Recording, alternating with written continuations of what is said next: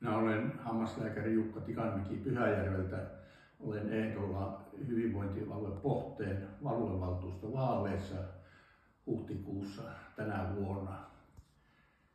Olen toiminut viime kauden aluevaltuustossa ja nyt siellä on tehty isoja päätöksiä.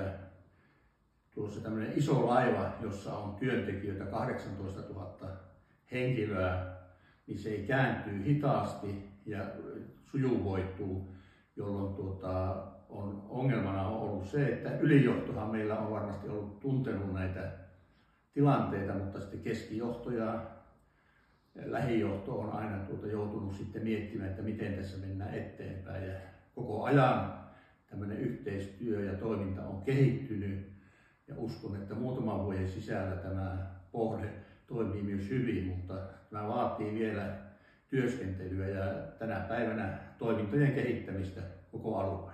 Kiitoksia.